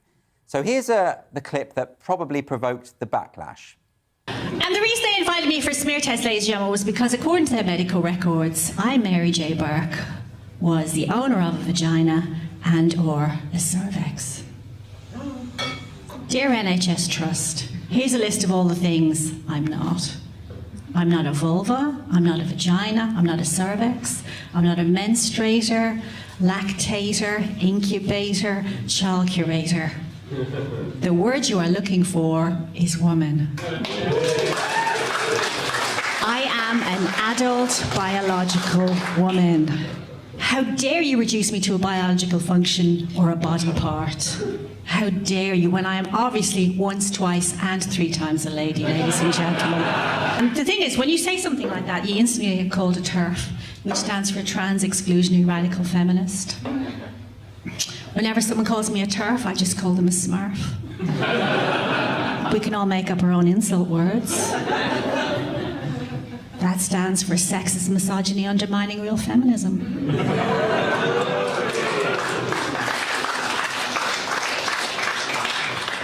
Now I'm going to keep on calling them smurfs until I'm blue in the face, ladies and gentlemen. And Mary Burke joins me now on Free Speech Nation. Mary. So, now, I want to talk to you about this because you were meant to be gigging tonight, and it's this complaint of unsafe, feeling unsafe. As someone complained to the club, said, Mary Burke makes me feel unsafe. I mean, look at you, you're not terrifying me right now. What's going on? I'm not terrifying. You can't terrify anybody with this accent. It's impossible. It is impossible. It's lovely, isn't it? It's very light. Did you anticipate this kind of thing ever happening to you? No, and it's never happened to me before either. So I'm just stunned. I'm like, first, and the ironic thing was, I wasn't going to do that material at the club. Right. Because I've got Edinburgh coming up. Yeah. And I've got loads of jokes to do about my disabled husband. And I'm doing a whole show about his hemorrhagic stroke. So trust me. I'm sure that the idea of taste doesn't come into it when it comes to my comedy. No way. But so, what did they give you any details as to who had complained or no, the extent of the they just complaint? said the material was problematic and it had been brought to their attention, which sounds very like the Stasi kind of interrogation. It does a bit. Yeah. And I'm assuming it was that clip, because that clip went viral online. And it would have been that one. And plus it has turf in the title. And it has turf in the title. And I said, you know I'm actually talking about misogyny in language. You know that, don't you? Mm. And then the promoter's like, well, I just can't take the risk. So in terms of that, I mean, do you think the promoters have a point in a way insofar as they're trying to make money? Oh, look, I understand it's a business. But there's also the issue of free speech, but it comes down to money. And so they thought, yeah. But is it true that a few complaints, I'm presuming on Twitter, right? Oh, look, it could have been about 3 people it could be one person with 3 different accounts. Yeah. But that's enough to spook people and get them to panic. Yeah. And just pull me. It's interesting because I've heard this from a number of comics, and there's one comic who you and I both know who did an Edinburgh show, and members of staff at the Edinburgh venue complained that his material made them feel unsafe, and it was the same word every time we get this word unsafe. Luckily, the venue just... When did kind of cowardice become a fetish? I mean, when are people proud of being cowardly? It's odd, isn't it? I mean, I had the same thing. I ran a stand-up course at a theatre in I'd London. be and mortified to tell people I was afraid. I was afraid of like someone standing on. It's insane. Well, but the point. My point is that people capitulate, right? So my course was stopped because someone said that I made them feel unsafe. Well, you make me feel unsafe. I do, yes, yeah. I understand that. That's like everybody. I'm a very intimidating person. But I think no, they actually said it was because of a tweet I did, a joke. And they said the joke made them feel unsafe. I'm like, but you want to be a stand-up. You're on a stand-up course, right? And if a joke makes you feel unsafe, and then the whole thing was stopped. So it's happening more and more. And that, to me, is I mean, your example is one of many. So it's not just, this is now, what I'm saying is I think it's becoming normal. It has become normalised, yeah. And the idea is I don't want to see it, therefore nobody can see it. Right. Which is the height of narcissism, you know? So is the problem the narcissists, or is the problem the people who capitulate to the narcissists? The gatekeepers have to grow a pair and stand by their performers and not capitulate to a handful of... Who are these people anyway? Well, quite. So, Scott, do you have any thoughts on this? Because I just want to bring you in here. So have you ever had people... I mean, look, Scott, a lot of your material... people do find offensive. I think that would be fair to say. That's why they come to the show. They want to be offended. Hopefully they will be. Then they get their ticket price, right? But I have played the venue that Mary was meant to play tonight once and had my life threatened by a gaggle, I think you call them, of angry LGBT people, mostly gay women, who were banging their beer bottles against the table singing hooligan songs throughout my set. And two gay men, a couple in the front row, threatened me and said they thought I was disgusting. I had to be escorted out by security, so you're probably better off. Maybe you dodged a bullet. at that same venue, I'll never be invited back. I agree with you, though. I think that the promoter, whoever is running that show, has to stand by their bookings and their comedians and believe in the show. I mean, I know that show's been around for a long time. It's given a lot of work to people, and that's good. Yeah. But I think also comedy, when it becomes a big business, because the person who hosts the show is quite famous, and when that show becomes big business, then money gets involved. Yeah. And suddenly what you have is something that isn't really there to serve the audience. It's there to pay the bill. But that's what I mean, is that the reason I have some sympathy with promoters who are in this position as well is that these people could be quite scary, right? Sometimes when they go online, it's not just, I find this offensive, or I feel unsafe. It's like, we're going to make trouble for you. Well, bring it. Bring the ballards, bring the posters. Let's see it happen. Let's see a reaction. Let's see you really say something instead of... Because we had all this when we did the pilot for Unsafe Spaces on Radio 4. There was all that Twitter malarkey about, like, we're going to disrupt the taping. Yeah. And do you know who showed up? Nobody. Of course. Yeah, that's right. That was all Twitter nonsense, and nobody showed up. They had to get extra security. Someone was going to walk me back to the tube and make sure I got home safely. Nobody showed up. Yeah, that's right. And that was an interesting one. So this was for a Radio 4 pilot that you and I were both involved in. We both did stand-up sets, and activists went crazy because they were saying this was an anti-woke thing. Which it wasn't. Which it wasn't. They just decided it was, and they decided about something that wasn't even on. And then they said, we're going to go and disrupt, or calling on other people to disrupt. No one did. And the audience were great. Well, they were lovely. They're just people who come to BBC tapings, yeah. What do you think about all this, Lewis? I mean, you again, I would say, fall into the bracket of sometimes saying controversial things. Well, people... I'm constantly nervous when you're on my show. That's what I'm saying, yeah. I mean, Mary is, and she knows this, is one of my favorite comedians. She knows this. Yes. And if Mary Burke is bad, that I would want to be in that club.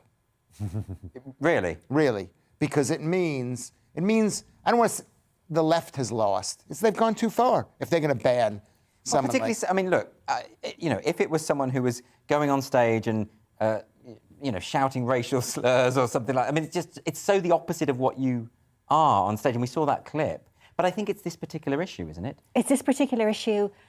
People don't actually listen to what I'm saying. They just hear the word turf and that's it. Boom, they're off. Wow. The thing is, the audience will dismantle what's going on stage. They will interpret it.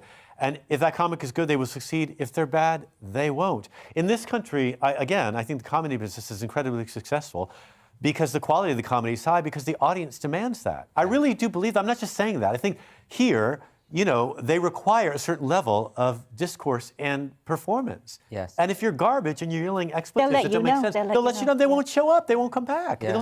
It'll take care of itself. You don't need to intervene. Yeah. But I think it's weird because, so Scott and Lewis, I would say, have experienced walkouts and people getting very angry about the things they're saying and the offensive things. But I don't associate that with your act. Of course, I haven't been at every show you've done. But is this completely new to you? It's completely new to me. But do you know what I mean? Like, you're not... But it's made me think, I'm going to die on this hill and there's going to be no survivors. It's made me... I'm just going to keep going. I'm not going to be silenced. I'm really angry about it, actually. Yeah. Well, but I think the future, can I just say? Of course. The future is, like, as you're saying, I hope the promoters get a set of whatever. Yeah. And defend but that's not going to happen. What's going to happen is there are going to be separate comedy clubs for the separate groups. You want to call them left and right, whatever. Yeah. There will be separate comedy clubs. And eventually, over time, there will be, some will win and some will change. And eventually, it'll morph into something. There's no... Well, when we set up Comedy Unleashed, the point was to say, look, if it's not a safe space. Comedy's not a safe space. So we cultivate an audience that don't come along and complain if they're offended, because we're not going to listen if they're offended, because that's their issue. It's their issue to deal with. And people said at the time, well, there's no need for a club like this. Well, there is. But now there is. So maybe we're just a bit ahead of the Because I'm going to be there on Tuesday, and I'm going to talk about this. I'm going to name names on Tuesday, not now. But I'm going to talk about it. Definitely there is a need for it. Yeah. I mean, it's fascinating. Well, I think names should be. I think you. I mean. Don't. No, Lewis, we're not going to do that. We don't want to do that. We don't want to turn it into a big bun fight. But it should be. It should be somebody say, we're not going to go to that club, and then they're going to think twice about cancelling. Well, anyway, look, Mary, I really appreciate you coming on and talking about this, because I don't think people think it's real. I don't think when... But I will be doing the same material at Comedy Unleashed, the backyard on Tuesday. So if you want to see it, come to the backyard. Yeah, come to the backyard. Good. Plug my show. That's yeah, exactly. Good for you. All right, Mary Burke, everyone.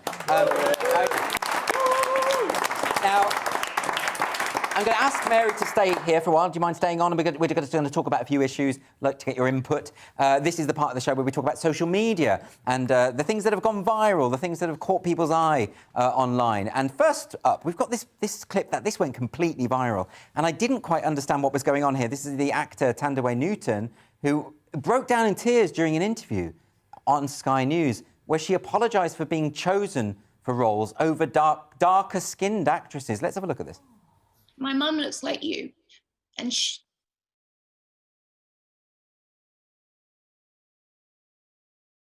it's been very painful to have women that look like my mum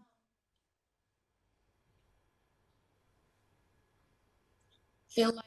Now, we haven't quite got the gist there. It's very strange, but she basically says, I'm apologising to darker-skinned actors because I've taken your roles. And at one point she says, I've taken your men as well. It's very weird. Do we know what's going on here? Did you see this? No, I didn't. But, actresses are starving. And she's probably not had a good meal. She's very thin, beautiful. She is very thin. She needs to get, she needs to get some greens. Yes. And go for a stroll, get outdoors, leave her bubble, and calm down a little bit. I mean, there's one thing about, sort of saying... That was some hardcore acting, though. That was. I know. I mean, to be fair, daytime she's a good actor. Daytime it was, The pause and the camera. I've got to turn away from the camera. Oh. I mean, she's a really good actor, as that showed. And, and so maybe it's just an audition. Maybe that's what. But I think it looks like a self-tape that kind of went viral. Yeah, it does a bit. But there's these strange things so I understand the point about when marginalised groups aren't getting cast in certain roles, and there's an issue you have to address. But now we're dividing up into darker people and lighter black people, and that it's very third world, isn't it? I mean, I know that my husband from Brazil says that that's a real thing there. The colour of skin really it really identifies you as a person. But not in Hollywood, surely. I mean, Hollywood's the most progressive. And Hollywood's progressive. Are you out of your gourd? What world do you live in? I mean, I think that there are elements of Hollywood that try to be, but I think, like Lewis said, the majority of successful films from Hollywood are in this kind of morphed world where, I mean, if you watch the recent series of the reboot of Sex and the City, they've introduced characters who are of ethnic diversity backgrounds, but they give them one characteristic, just one. That's all each one gets. Well, if you're just going to tell me that the writers of Sex and the City aren't creating developed characters... It's insane, They have a stand-up comic who goes to comedy concerts. That's all I need to know about that. Right, OK. Well, it's not my thing. Lewis? Well, I mean, she's half white, so she has half white privilege and half white guilt and half white angst and whatever, and so she feels... I'm not saying that she shouldn't express whatever she wants to express. She has half of that, so of course you could understand that's a genetic feeling that she doesn't... That's an incredible insight there. Maybe, Lewis, you should do a tape like this. Like an emoting tape and just cry. Well, can I tell you something about Thandie Newton? I was in a film with her. Really? Yes. I know it's hard to believe, but I was in a film where I sat behind her on an airplane. I don't know if I'm allowed to reveal this because I don't think they've released the film. Or maybe if the film is about to be released and that's why she's doing this. And she should apologize to every single woman on this planet for being as beautiful as she is. She is beautiful. She is unbelievable. I mean, except for the women in this room who are just as beautiful. But she is. The thing about you, Lewis, is whenever I mention a celebrity, you've got an anecdote about them. You know them all. It makes me sceptical about. Anyway, look, let's carry on. We've got this one now. This tweet by the Canadian Prime Minister Justin Trudeau, and I just think this is bizarre. And this was in response to the Freedom Convoy truckers protest, which has been reported as a peaceful protest. There's been one or two instances of terrible behaviour which aren't reflective at all of all these thousands of truckers. But he tweeted this. This is what he said. He said, today in the House, members of Parliament unanimously condemned the anti-Semitism, Islamophobia, anti-black racism, homophobia and transphobia that we've seen on display in Ottawa over the past number of days. Together, let's keep working to make Canada more inclusive. So, in other words, people have protested against him and he's just thrown every ism at them that he could think of. Did you see what the protests were, though? Go on. One gay couple found human feces on their doorstep in the snow. Right. But that's just because someone couldn't make it to the toilet. And then someone disrupted and misbehaved on the steps of a statue. Right, but how is this reflective of a whole group? That email reflects that behaviour. So I just find this absolutely baffling. It's insane. Like this idea that if you have political opponents, I think what this is the perfect example of something that's become very normalised, which is someone disagrees with you in politics, just call them a racist, just call them a homophobe, call them a transphobe. Just do that and that gets rid of them. Just throw anything at them, yeah. Throw anything. What was the excuse for blackface at the fancy dress party? Well, this is the point. Justin Trudeau, who spent most of his life in blackface, as far as I can see, is not in a position to start throwing out these kind of insults. They've lost a lot of Every party he went to was in blackface. There's tons of pictures of him in blackface at different parties. And you know what's interesting about that is when he was asked about, because a few pictures came out, they said to him, how many pictures are out there? Loads of them. And he said he doesn't know. He said he couldn't count how many. So like anyway, Boris Johnson's children, just limitless. Exactly. Let's have another look. But at least they weren't accused of not returning library books. Is that something that you've been accused of? That's bad. That's true, Lewis. That is a particularly bad thing. Is that a Seinfeld episode? Is it really? Yeah. No, that's just Lewis's mind at work. So a dean at an American university has admitted that she is a racist. And this is a discussion on the book. Now, this is a book called Nice Racism by Robin DiAngelo. It's called Nice Racism, How Progressive White People Perpetuate Racial Harm. And this is what the academic had to say. Let's have a listen. My name's Elizabeth Cronk-Warner, and I'm a racist. And I think that's an important place to start from. And I love his vision of a place where we can all acknowledge that, because we've all grown up and been socialized in the United States. And so we have racism implicit in all of our systems. Okay, what I love about that is how happy she is that she's a racist. But also, like, if I was vice chancellor of that university and one of my employers said, I'm a racist, I'd say, OK, you're not going to work here anymore. I don't want you here. I don't want to employ... What's going on? It's insane. Lewis? Well, it's the white guilt. They think they're going to get off because they've recognized it, like Tandy Newton. I mean, just because she's black doesn't mean that she doesn't have white guilt in. I think it's like the opening of a show trial, isn't it? It is. Yeah. It is. I think the woman was colorblind, actually. Did you see the color scheme and the things in her apartment? Oh, were they bad? Horrible. Oh, well, she should be fired for that alone. Oh, my God. I assume that she can't see color. That might be her problem. But that book, see, the book they're talking about, Nice Racism, which is this book by Robin DiAngelo, which I have read. Unfortunately, I have to read all this stuff. There's a bit in the book where she talks about how if you're a white person, you have inherent privilege, right? And how if you smile at a black person, that's a form of racism. Because I can't remember what she said. She says over-smiling puts too much of a burden on that person. And it's like, so basically being nice to black people is now racist, according to Robin. It's insane. Well, it's like you probably have heard of the Yale study, which showed that Democrats or left-wing people talk down to black people. I have seen this study. Okay, whereas Republicans talk to them on an equal level. So much of this stuff is patronising, I think. I think a lot of it... Extraordinarily so, yeah. It's sort of incredible. Anyway, there's one more quick clip here. This is a clip from ITV's This Morning. Now, this is an American woman who identifies as otherkin. Otherkin, by the way, is those are people who identify as non-human. You know, like Barry Manilow. And sorry, I know you love him. And this woman identifies, in her case, as a British Columbian wolf. So let's have a look at the clip, anyway. Oh, she can do a quiet. She can do a quiet one. Yeah. A quiet howl will be good.